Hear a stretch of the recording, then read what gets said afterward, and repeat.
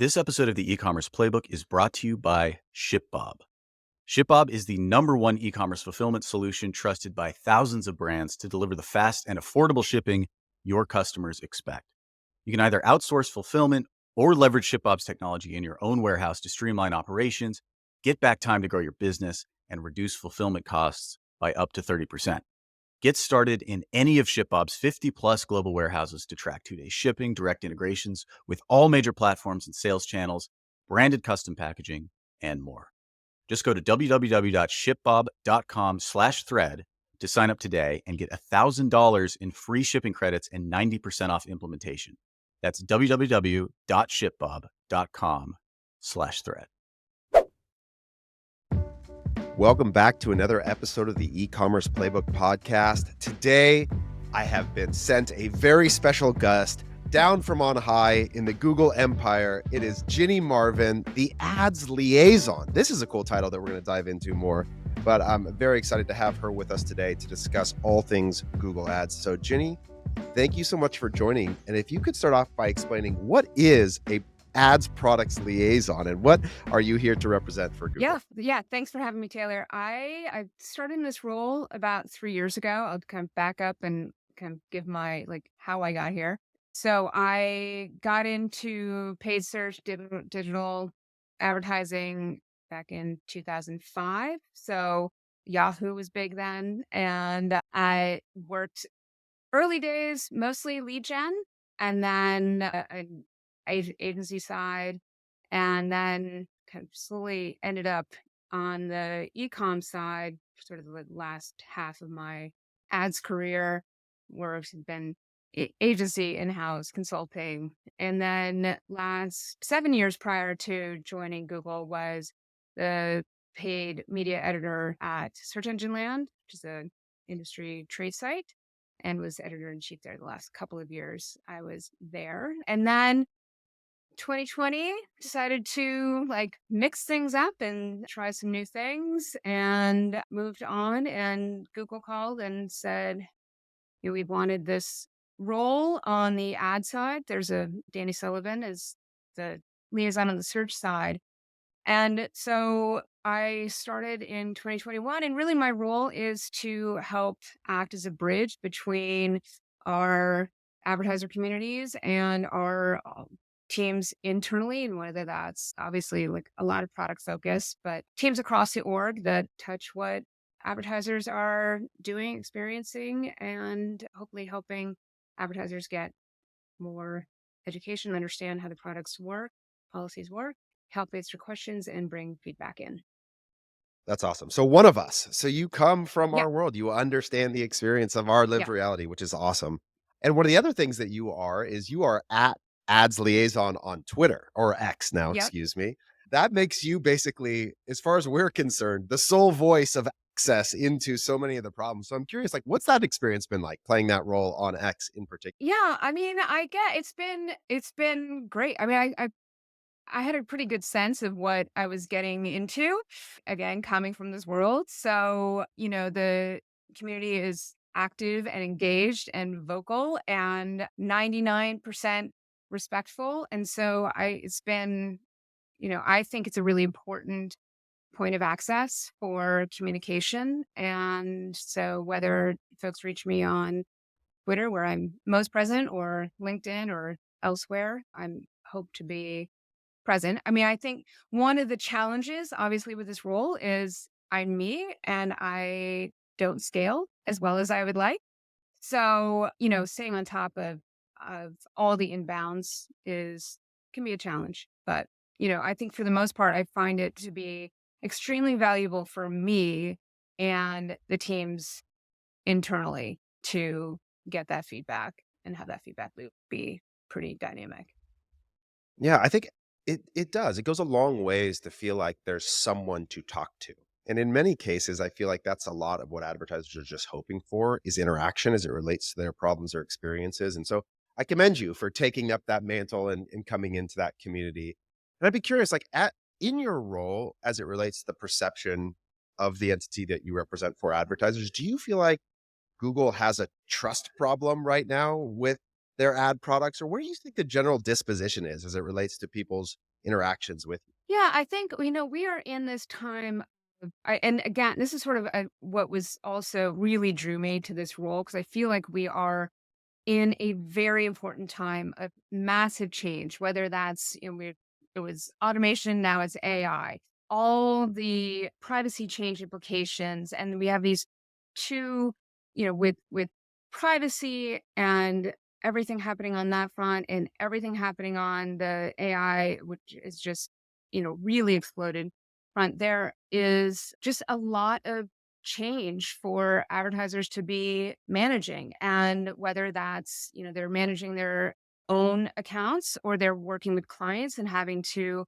explain this new landscape to their clients, and as the products evolve to take advantage of new technologies, I think, it's really just been a time of just massive change management, mindset shift, support along the way. And I think when you're in moments like this, trust is a challenge because there's just so much to absorb and adapt to. And so I'm hoping, part of my role is to really help bring people along and also bring feedback back into the teams of like people are really struggling in this area.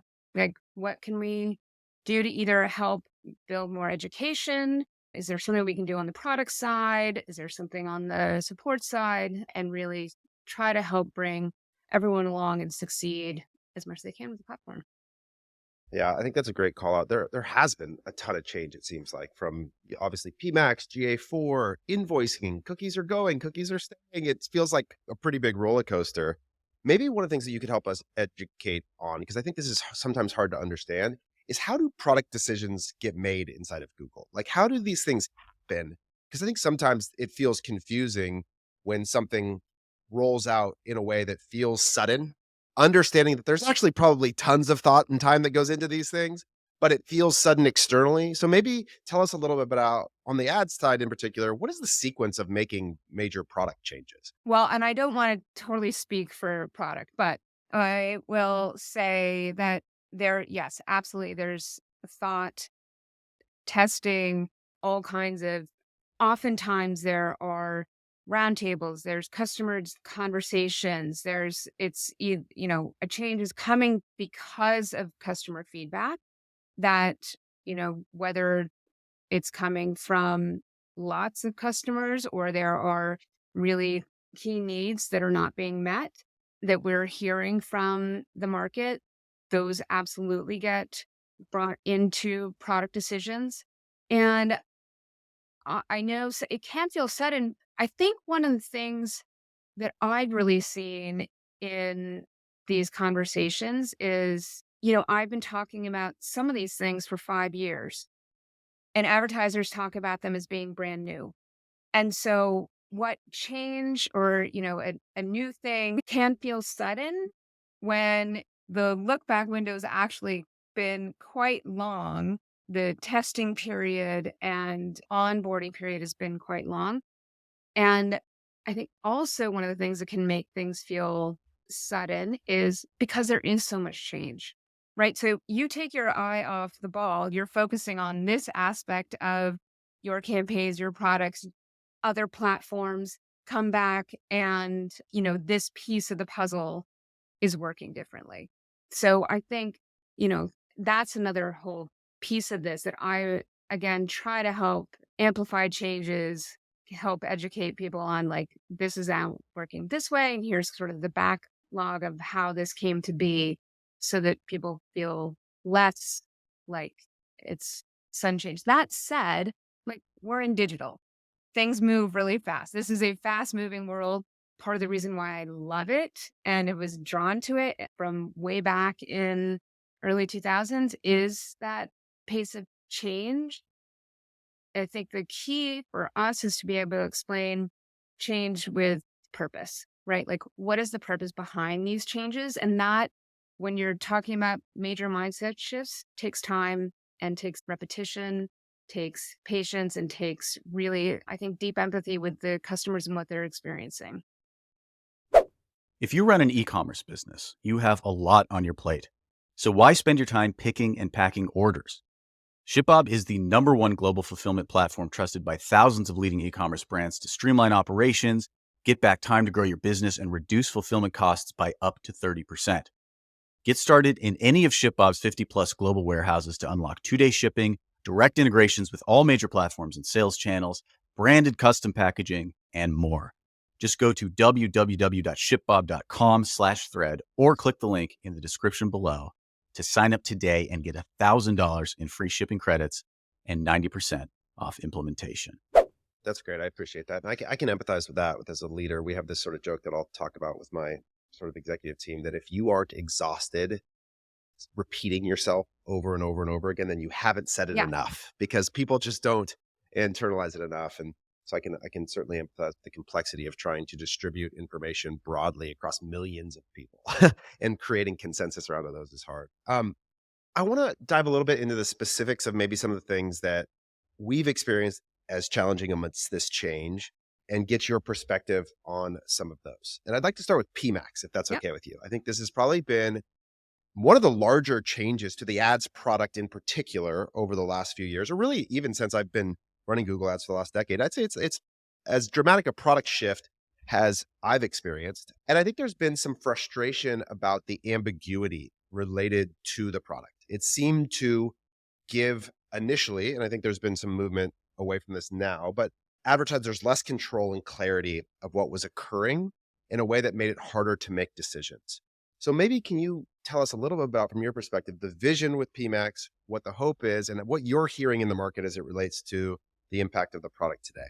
Yeah. I mean, yeah. So I think if we step back, PMAX is a goal-based AI-powered campaign type, right? It's designed to find the most cost-efficient, high ROI conversions across all Google channels. It performs best when it has flexibility and when it also has solid data about what good quality conversions look like to your business. So it is a shift where, kind of hands off on, like, the idea is to have the hands off, give it the most flexibility to find that marginal ROI, while also the way it can do that is when it knows what matters to you and what your goals are, and again, what that quality conversion looks like to you. So that is sort of the data piece that feeds back into it. I think, certainly, like, to your point, reporting and controls have continued to evolve from that, initial, rollout where it was really like, keep your hands off, give us the data, and let this thing run and find those, that additional ROI at your additional spend, right? Like marginal ROI focused bidding optimization model.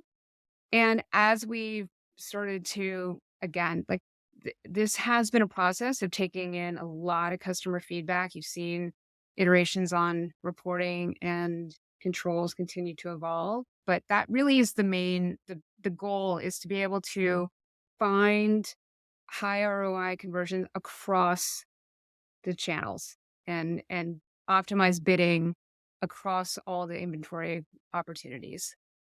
There's a couple phrases in here that I just want to double click on to borrow a really annoying tech pun there. But you use the phrase marginal ROI, and I know that there's sort of two things that Google is moving towards, and we've seen some betas around marginal optimization related to inclusive of the costs, which is where the phrase marginal to me would be a net result inclusive of the cost of goods. But by default, that's not what the system is optimizing, right? Just to clarify and distinguish between those things in that term. So are you talking about like new customer acquisition, or what, or are you?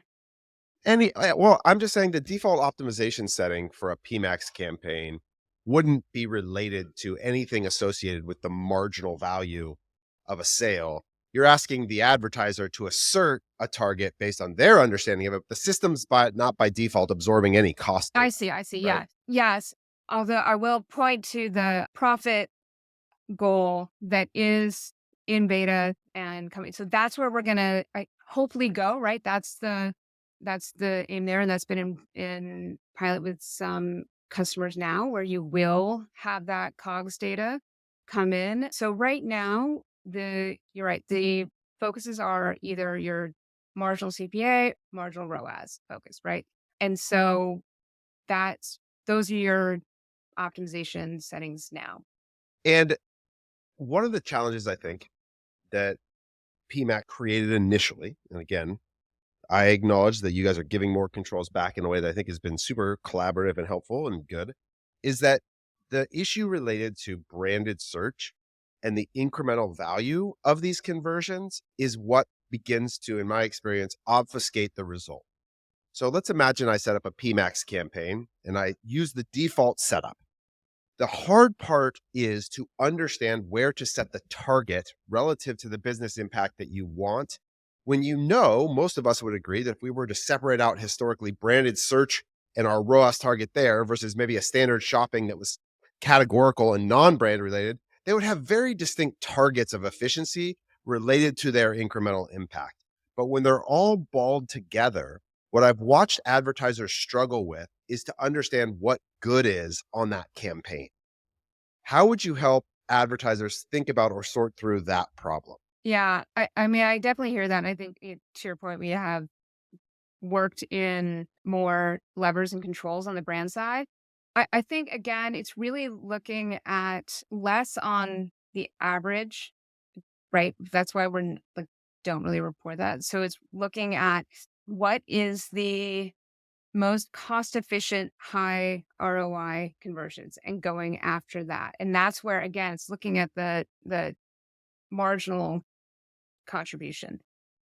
That said, if we want to back up and look at where things are today because I do think that the brand exclusions and now brand inclusions on search, I want to make sure that people kind of really understand that, because one thing I want to make sure people understand is that brands and brands lists are different than keywords. And so in a really great way, keywords do their thing. The brands and brand lists, I think, are a really great step forward in that the brands are treated as entities. And so we're looking at websites, logos, trademarks to determine the right brand. And they also will work with the newest version of Broad Match to look at multiple languages. You don't need to add in variations. It looks at different spellings and variants as well. So that's one thing I just want to kind of lay the groundwork on from a brand standpoint. If you do, if you're running brand search and you have PMAX and you have a dedicated brand targets, brand budget, and you want that to live in your search campaign focus, right? So we now have brand inclusions or they're going to be rolling out in search, where you essentially can now use, one thing is it allows you to now use broad match with brand. And so you'll set your brand inclusion for your brand campaign. It will just broadly capture all of those brand variants without you having to build out this massive list. That would also allow you to make sure that campaign is prioritized over your PMAX as well. And you can set, then again, on the PMAX side, you can present a brand exclusion. Yeah, I think that's a good step to helping solve for the ambiguity that gets created when those things are put together, which I've just watched people be unable to make a decision against the target. They're like, is this a good or bad result? And that, I think, is sort of compounded by the next wave of things that I think that have been a big topic of conversation, which is that the actual goal that we would have as advertisers is incremental contribution, right? In other words, that there's a causal relationship between my ads and the impact on purchase. And my experience with Google is that they have trailed Meta a little bit in their willingness to go after conversion lift and geo lift studies on their own products. They've stepped through the door more recently. So maybe, I don't know how much you could talk about GOX 2.0 or what's happening as it relates to the incrementality studies that Google is now stepping through the door on. And we've gone through a number of the results, and it's sort of confirmed our concern around PMAX as it relates to the incremental impact of those sort of combined assets. But how much is this going to be a part of the future roadmap, and how much is the incremental impact something you think advertisers should be considering? Yeah, I think, well, again, like the basis of the cross-channel bid optimization, again, like just going back, is to look at what additional ROI are you going to get with your additional spend. And that's what those cross-channel bid optimization is doing. Incrementality, I think, is certainly important. I know there's a lot of work going into helping advertisers better understand that.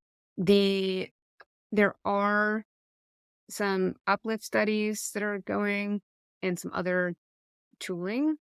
That said, absolutely happy to hear the feedback and bring that back to the teams if there's more we can be doing on that front. Yeah, I think it's cool. Like, I actually love, and I actually have one of the like test results up right now that I'm looking at. And one of the things I like that you guys say it is the last slide literally says random experiments are the gold standard. And that's like the frame of the thing in a way that I go, oh, okay. If Google actually believes that internally, it would seem to me that we should bring that to the forefront and allow advertisers the clearest, simplest, direct access to that product. But I think that's where the tension has been for me between my experience of Google's willingness to participate in this kind of thing and how forefront it's been versus that statement that this is the gold standard of how things should be measured and how we just reconcile that. Because I think the biggest challenge is when you think about the default optimization setting, it's not actually related to incremental impact. It's not what the optimization setting is. It's a purchase as it relates to a 30-day click, 3-day engaged view, 1-day view optimization against attribution through that lens. That's very different than the incremental impact. And I think the delta between those things is where I've seen them be fairly wide repeatedly in a way that goes, ooh, how am I supposed to relate to these two numbers as a agency provider or a brand when I go in my platform every day and the campaign's reporting this result, and then I go run the incremental study and I get a different result? That feels confusing. And I think in some ways perpetuates this distrust or concern that I don't know how to relate to these different elements as an advertiser. Yeah, no, that's fair. And I'll bring that back to the team. I think, and there's probably things we can be doing to help show that better. Yeah. Yeah, that's fair. I'd be curious if you put on your hat, like go back to being a digital advertiser, and I'm going to create a imaginary scenario based on what you know right now. You're the operator of a $10 million a year women's apparel business. That's sort of my customers that are listening to this pod. What would you set up in a Google Ads account today? You're bootstrapped. You don't have a bunch of venture financing. You need to produce profitable growth. How would you manage an ad account? All right. You're putting me on the spot. So and again, also, I think part of it depends on what you're doing on the brand side in terms of, brand recognition, are going to be great. Start there and build out search. I'd do some PMAX. I'd also look at, again, I'm just going to start playing. I'd look at some demand gen. I think that's a really interesting product. There's a lot of, I think, untapped opportunity in that space and some really interesting things happening with demand gen too. I'd look at standard shopping. I would look at search, standard shopping, PMAX, and demand gen and just start putting them on a table. So you would set them all up. What's that? Okay. So you would use all of the ad products. You would actually set up variations of all of those things. So you would have search and shopping and PMAX all existing together? Yeah. I think, obviously, if you're going to use PMAX and standard shopping, right, what are you going to be focused on? So you're not overlapping. But I think there's opportunity to be testing and experimenting. And obviously, am I going day one with all of that? No, probably not. But I wouldn't leave any of it off the table for XYZ reason. If that makes sense. No, okay. I think that's fair. So, and I recognize that it's a challenging question without specifics. It's more just trying to understand, like in a lot of ways, that's the question I have to answer. Yeah. Right. is that's what a brand comes to me and asks. Yeah. Okay, hey partner, what would you How do do? we get started? And so I have to walk, yes, I have to walk through that door and go, okay, well, I've got a combination of best practices out of Google. I've got my experience as it relates to some of these test results. I've got all these things. And now I've got to make a recommendation to you that I have to stand on.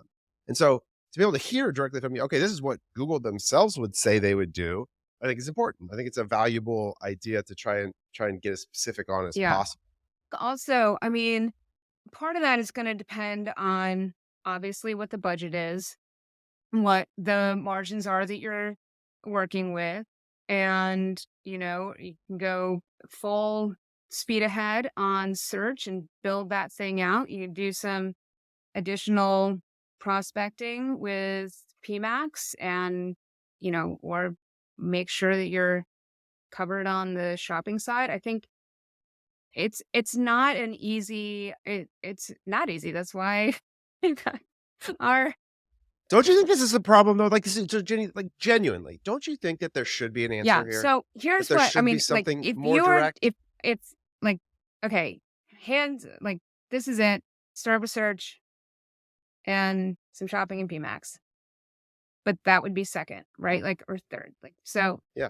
but I think a lot of companies, if you've never done anything, also, I think PMAX is a good place to start too, and just start kind of getting some data. So, but again, like, do you have customer data, right? Do you have solid goals? Are you going to be able to give PMAX the signals that it needs? If not, then step back and what can you do in search and shopping in those realms? Yeah. Yeah, I think that's fair. I think that's probably sequentially close to where we would end up. I think the PMAX variable is still the hardest one to sort out exactly how to interact with. But the other question I have then is like, as it relates to targets, and let's just imagine again, let's keep really simple numbers here for making it easy to do mental math for people. If I have 50% gross margin, which isn't too unrealistic in apparel, like in theory, the idea would be, okay, if I need to make money on first order, if I'm bootstrapped and can't really afford a very latent value capture, I have to get a 2-to-1 return on that ad spend. But what I'm really saying is I have to get an incremental 2-to-1. Like I have to actually not be attributing purchases that would have happened anyways. I have to truly get to an impact that's going to make me a marginal return on my dollars. How would you by default think about, would you just be comfortable going T-ROAS 2-to-1, roll it out there? Or should we have some assumption about over attribution as it relates to incrementality? Like how would you think about where to set the target prior to having any data that would give me a very specific causal answer, running a study, et cetera? If I'm starting out, how aggressive or conservative would you be in that position? If you're just starting out and you're just trying to get the data, I would start more aggressively than, if you've got room. I think part of the challenge is if you start out too conservatively, you have the potential of hamstringing yourself and not being able to see what the actual potential and opportunity is out there. So if you're starting with a budget that is not that is going to be too low for you to be able to get the volume of information that you need to then make that assessment, or if your targets are not giving you the flexibility to find those conversion opportunities, it's going to be really hard and going to be a very slow, frustrating process to be able to make those decisions. I mean, I think that's really important so that, when you're starting this to have knowing that there needs to be some one time and giving the system flexibility to find those conversion opportunities is really critical. Yeah. And again, as staunch advocate of machine learning and all of the things that it can enable, that conversation is one that I would empathize with the complexity in saying to a customer, which is, hey, be willing to spend a bunch of money in hopes of future value. The question of how much over what time period sort of immediately Yeah. follows, right? Of like, okay, I'm in. I'm willing to walk the road.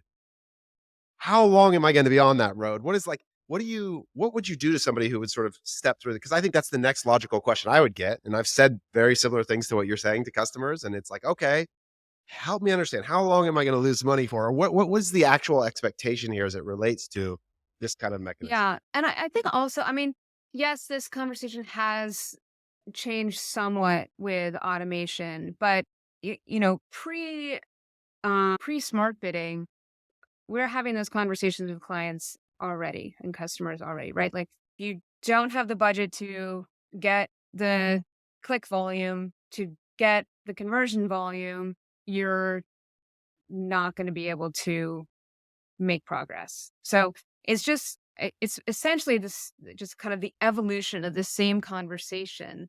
And in terms of what and how long, it is going to depend on what either campaign type, what bidding strategy you're using, what goals you set, how much data you have, how competitive the auctions are that you're going into. I mean, there are multiple variables. We kind of have benchmarks for some of these things that are in help center as much as we can give guidance. We do. So, but I think, really those factors are what's going to be determinant of how long things are going to take. Yeah.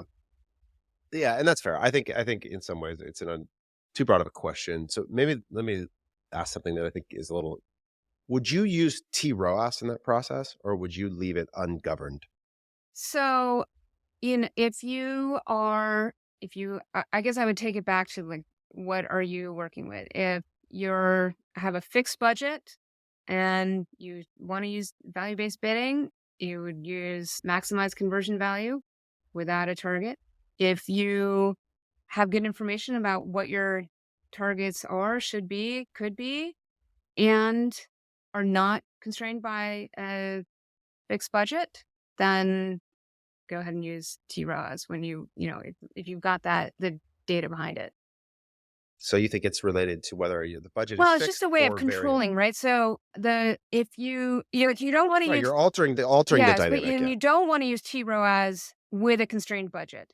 So if you're seeing budget limited, that you're not giving the system the flexibility it needs to go after those opportunities. So that's where I would. Well, so let me. 'Cause that just sounds like the mechanism that you would use to get me to spend at a lower efficiency, right? Like, because I agree, yeah, having a TROAS will constrain the volume in some sense, but it is the input that seems to represent my interest in Yes. the process, which is to say, like, I have an interest, you have Yeah, an yeah. interest. Your interest is spend, my interest is return. I need to represent my interest in this relationship that we have with one another. Absolutely. And all I'm saying is that, like, using TROAS when that is fantastic. All I'm saying is it's not. That's how you're controlling your spend, right? With that target. And so all I'm saying is if you add in that additional clamp with a limited budget, the TROAS mechanism can't work the way it's designed to work. That's all I'm saying. I get what you're Yeah. saying. Okay, so in order to get to the optimization Yeah. of the Just target make that you sure, want, there has to be enough if you spend. have a Okay, fair. capped Yeah. budget, then, and that TROAS you're coming up against that, then take the target out and then just That maximize makes for sense. value Yeah. within your budget. Cool. That makes total sense. I appreciate you playing that little game with me. I know Yeah, it's yeah, a yeah. hard one, but I think it is ultimately the question that we have to try to answer. And I think it is, I do think there's an impetus on you guys to create clarity for the ad product sequence. Like to say, okay, you come to us, this is where we would begin. This is what we would recommend and start with, knowing that every novel business case is like a special flower. But at the same time, I think the more clarity that we could create for people, the easier it is to enter into the system with confidence. What would the last thing I just want to get after it, because I think this is probably the area where I just feel the most vitriol from advertisers or frustration, is specifically related to the sense that branded search is just rent seeking, that there's just this tax that I'm paying inside of this system that offers me almost no incremental value. How would you combat that? Like, what would you say to somebody who's like, hey, Google is just extracting value off of my brand with this mechanism? One, I would say this conversation is not new. And I don't mean that in any way pejoratively. I'm just saying this has been just an ongoing conversation.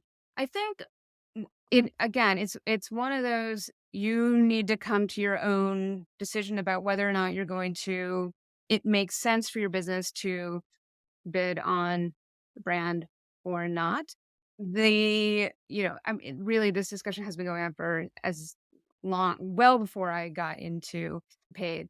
And Yeah, to be clear, I don't hold you responsible for no, I branded know, no, I'm search, just saying Ginny. because I do think it's an important conversation and it's something for I think for businesses to consider. So it there was a lot of conversation about the effect on text ads ROI and when shopping ads launched, right? So it's a little bit of the same conversation of like how these dynamics work together.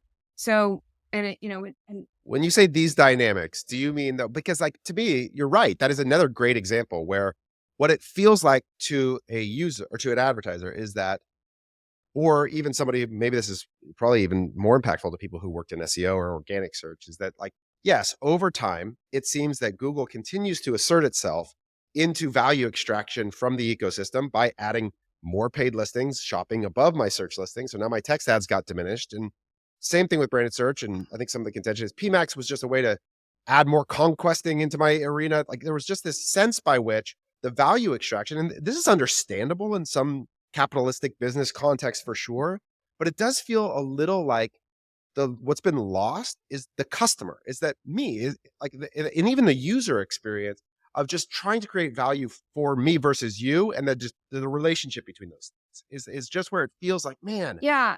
help me make my business work in Yeah, some so way. I think, well, I think one thing, if we look at like kind of what the value of brand search ads, I think one, we can look at them together, brand and organic together. I think it's really important to be having those conversations with your organic team and what they're seeing on the brand side as well. And are your campaigns working in concert together? One of the things that, brand ads obviously can be much more dynamic and highlight promotions, point to specific landing pages, and have specific messaging that's timely in a way that organic just can. So I think that's one way to really think about it. Like, are you actually making the most of your brand ads, and are you serving your customers in the way that is giving them the messages that are going to help them engage proactively with you? And so that's one thing I would highlight is like you've got a lot of potential for communication with your advertisers with brand. And this it's across search engines, right? It's across many retail environments, whatever you're working in. I would just pay attention to what that messaging is and and have a real focus on it. And then again, though, like if you want, I think this is where we've also tried to have more flexibility with brand inclusions, brand exclusions in PMAX and search. And so I think that's how I think of it. And again, it's a conversation for every company to look at: is this making a contribution in the way we want? If not, why? And go from there. Yeah. Yeah. And I think that's again totally reasonable and fair. And the problem with these discussions is that there are absolutely cases where branded search is a positive incremental impact to a business. And so it's we speak with really broad brushes, and I recognize that. I think the sequence, if I could offer anything into the Google world for you to take and represent, is that if the conversation began every time with, hey, all right, advertising partner, brand partner, I desire to use these ad products to create the best incremental contribution to your business and to recommend them through that lens, even if that came at a short-term consequence to my own earning. I think they would do it a massive like elevation to the expectation of what this relationship represents versus it's adversarial against one of us making money and the other potentially not. And to acknowledge like branded search may not make any sense here. PMAX may not make any sense here, or we ran the incrementality study and it didn't work. And so we're going to go divert a different direction versus feeling a constant tension around some of these things I think one in a way that's Yeah, hard. one thing I will go back to is I think this is where things like smart bidding, where it's you tell us what your goal is. And That's right. Yep.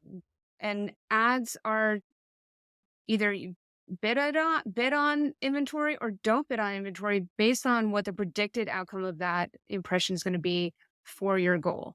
So I think that's where there is that real focus on what is this customer told us they want, and what are the signals they're giving us in terms of what represents a good high quality conversion to them, the data they've been able to give us, the signals we're able to use, and how are we going to maximize value for them based on their stated goals, right? Like, I think that's where that really is the focus and goal for smart bidding, especially.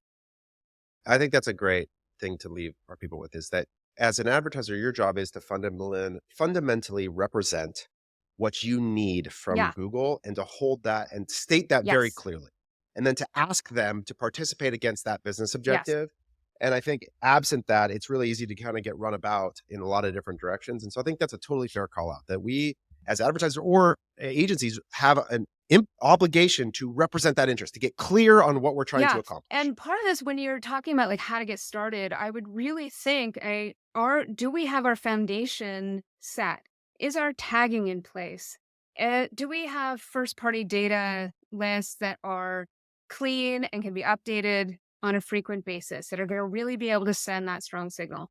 Do we have all of the other fundamental pieces in place before that you're going to be able to give Google this instruction manual it needs to get the most out of that bidding algorithm and find the opportunities that matter most to your business before you start spending dollars or start, making changes in your campaign? Like, the fundamentals are still, I keep going back to this, like the marketing fundamentals are still so important, probably more important now in this day and age than ever before. And so like, I would just keep going back to like, do we have our solid foundation set? And if not, and also look back at that foundation when things don't seem to be working the way you hoped or intended.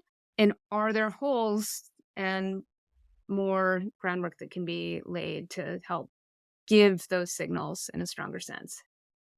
Ginny, I really appreciate you giving voice to what is a giant behemoth of an organization and being willing to discuss these things with us. She is at Ads Liaison on Twitter, and she is going to do her best to get back to all of your replies as fast as she can, but knowing that there are tons of them. But hey, we appreciate the conversation. It means a lot. Thank you. It was really great for you to come out and participate with us. So thank you very much, and then we'll talk soon. Thanks.